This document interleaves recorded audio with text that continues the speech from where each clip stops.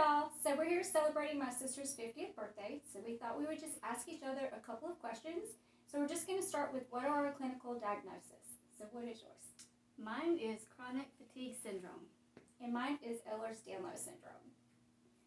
How long did it take you to get diagnosed with chronic fatigue syndrome? I would have to say at least 5 years because chronic fatigue syndrome is a diagnosis of exclusions. So I came in with symptoms, but nothing shows up on blood tests. So after they couldn't find anything for 5 years, and I'm still not getting any better, in fact getting worse, so then they diagnosed me with chronic fatigue syndrome. So your chronic fatigue syndrome started because of a viral... Yes, it started with the Epstein-Barr virus back in November of 2011, and it was around 2015 or 2016 that I was diagnosed. So about 5 years. You just basically got sick with flu-like symptoms and you never recovered from it. I used to be one that would get bronchitis every year, and this was just a bronchitis case, I thought, but it turns out it was maybe a little bit more, maybe along the lines of a mono-type virus, but I never got over it. I got over the congestion part, but I was left with a lot of breathing issues and severe fatigue.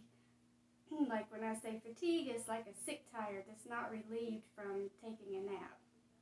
And that would be pretty much your biggest symptom. That is my main symptom. Chronic fatigue and breathing issues. And brain fog, confusion, memory loss.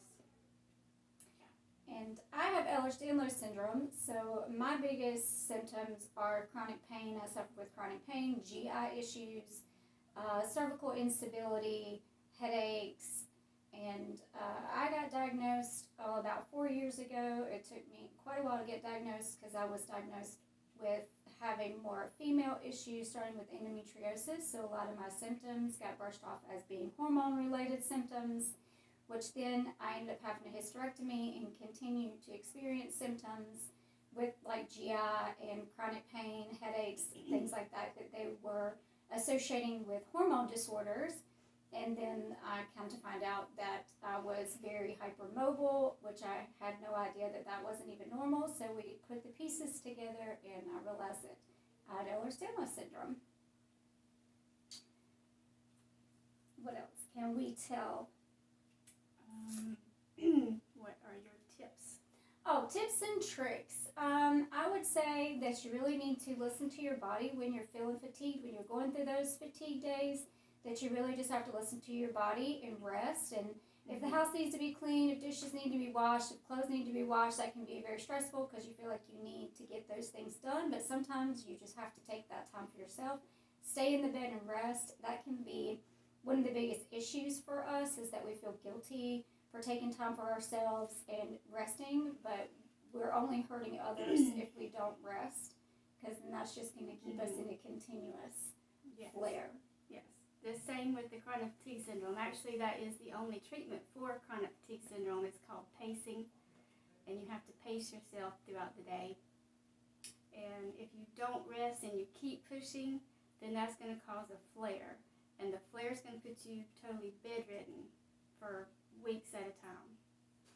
Yes. My other tip and trick as far as pain goes is to stay on top of your pain medication.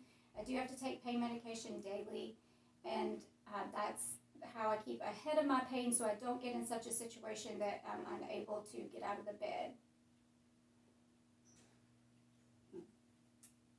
Well, I guess that's just our short little clip for y'all today. We just wanted to go over a few of our symptoms, and we hope to talk to you guys soon. Have a blessed day.